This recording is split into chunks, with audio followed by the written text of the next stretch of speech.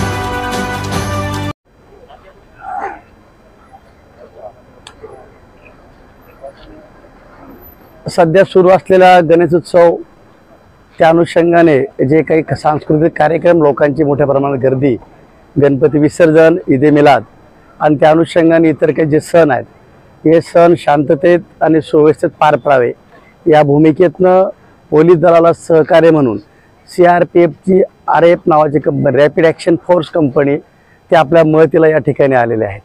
आज त्या rapid action फोर्ससोबत आपलं स्थानिक पोलीस आणि सर्वांचं आम्ही एक पथसंचलन घेतलेले आहे। माननीय पोलीस अधीक्षक श्री ओला साहेब यांच्या आदेशाने व ॲडिशनल SP भोर मॅडम आणि मिटके साहेब यांच्या मार्गदर्शनाखाली आपण कोळपेवाडी परिसरामध्ये पथसंचलन केलेलं आहे।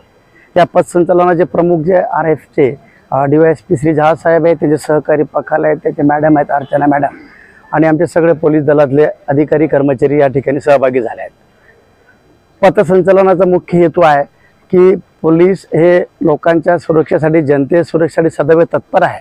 कोणती आपत्कालीन परिस्थिती निपटण्यासाठी रॅपिड ॲक्शन फोर्स हे पूर्णपणे सुसज्ज आहे। त्यामुळे जनतेला एक पूर्ण निर्भयता वातावरण निर्माण करण्याच्या भूमिकेतनं आणि जे अँटी सोशल एलिमेंट असतील, समाज विघातक कृत्य करणारे लोकही, त्या लोकांवर एक प्रेशर आणि त्यांच्यावर या गोष्टीचा पूर्णपणे एक वचक असावा प्रशासनाचा, त्या भूमिकेतनं आणि जनतेला विश्वास निर्माण करण्याच्या भूमिकेतनं हे पथसंचलन निर्माण केलं जातं। आणि ही रूटिंग पद्धत असते पूर्ण शहरामध्ये। वरिष्ठ अधिकारी माननीय पोलीस महासंचालक SP साहेब यांच्या आदेशाने नगर शहरामध्ये अशाच प्रकारे पूर्णपणे जिल्ह्यात देखील अशा प्रकारे पथसंचलन होणार आहे। या ठिकाणी रॅपिड ॲक्शन फोर्सचे आमचे DYSP साहेब जहाज साहेब आमच्या सोबत आहेत।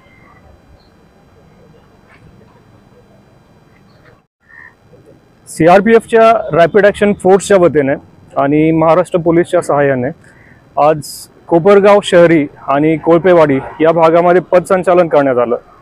तर सध्या चालू असलेलं गणेशोत्सव आणि ईद मिलाद हे यावर्षी दोन्ही एकत्रच आलेले आहेत। तर एकंदरीत कोपरगाव शहरामध्ये आणि पूर्ण नगर जिल्ह्यामध्ये शांततेचं वातावरण राहावं म्हणून रॅपिड ॲक्शन फोर्स ही सज्ज झालेली आहे। आणि रॅपिड ॲक्शन फोर्सच्या वतीने सर्व बांधवांना गणेशोत्सव आणि ईदच्या सर्वांना शुभेच्छा। धन्यवाद। किती जणांचा स्टाफ आहे सर? आमचा रॅपिड ॲक्शन फोर्सची एक कंपनी आली आहे नवी मुंबईवरून, ज्याच्यामध्ये साधारणतः 120 लोकांचा पूर्णपणे स्टाफ आहे।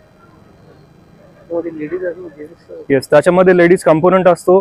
ज्यावेळी मिसक्रियंट्स या लेडीज असतात समोर, तर त्यावेळी आम्ही लेडी जे आमचे आहेत स्टाफ त्यांना समोर करतो.